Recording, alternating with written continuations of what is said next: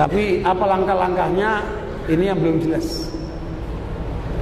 Tetapi dari realitas kenyataannya sangat memprihatinkan. Ini adalah buku Syiah untuk membantah buku MUI. MUI mengeluarkan peringatan waspada terhadap pesatan Syiah. Oleh kalangan Syiah dibantah. Syiah menurut Syiah dikeluarkan oleh Ahlul Bait Indonesia, ormas Syiah resmi. Tetapi sayangnya dikasih sambutan oleh Menteri Agama. Ya, Menteri Agama kita ngasih sambutan justru membelain Syiah. Ada apa ini? Sementara buku MUI nggak dikasih pengantar oleh Menteri Agama. Aneh kan? Harusnya Menteri Agama melindungi umat Islam dari pengaruh Syiah.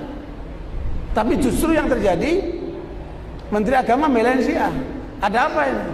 Ini data ini. Sambutan Menteri Agama. Bahkan di Departemen Agama terakhir acara Syiah diresmikan. Belum pernah dalam sejarah Indonesia acara Syiah diresmikan oleh Departemen Agama, belum pernah. Baru sekarang. Belum pernah ulama-ulama Syiah bicara di Istiqlal. Baru sekarang. Mereka sudah mulai bicara di Istiqlal. Artinya mereka sudah menembus wilayah pemerintah. Ya, berarti ini tanggung jawab kita umat Islam. Bagaimana kemudian mendesak pemerintah untuk membatasi dari pengaruh Syiah itu. Karena jelas Syiah menjadi ancaman buat umat Islam, ancaman buat negara.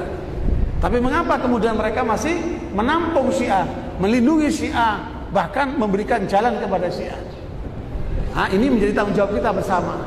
Ya, kita terus berjuang meyakinkan pemerintah, kemudian mengungkap tentang bahaya mereka. Bahkan ini rahasia penting khusus untuk warga Tulungagung dan sekitarnya, bahwa ada tokoh Syiah yang kemarin sadar menjadi Sunni, mengungkapkan data bahaya sekali.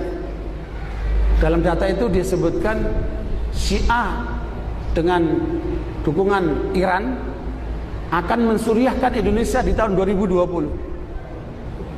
Ya, Syiah akan mensuriahkan Indonesia di 2020.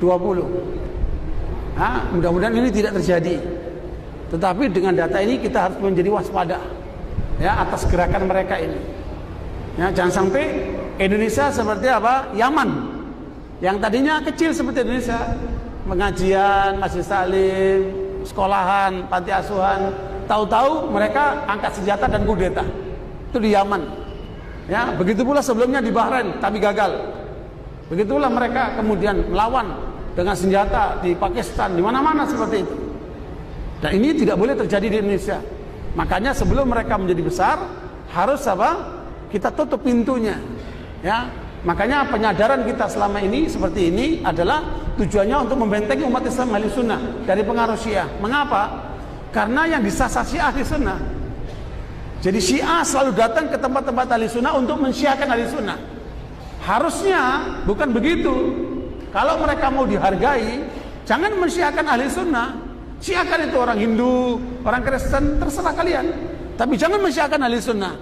Ketika mereka mencoba mensyiahkan Ahli Sunnah, kita akan hadapi mereka.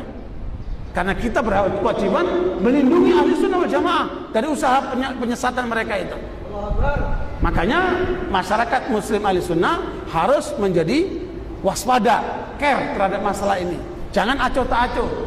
Sebab kalau kalian acuh tak acuh, jangan salahkan nanti kalau kemudian anak-anak kalian akan menjadi sasaran mereka. Ya, makanya kita semua harus bahu-membahu melindungi Ahli Sunnah wal Jamaah dari segala upaya penyimpangan seperti ini. Karena ini dibaliknya negara ini, bukan main-main ini. Gerakan mereka sangat masif.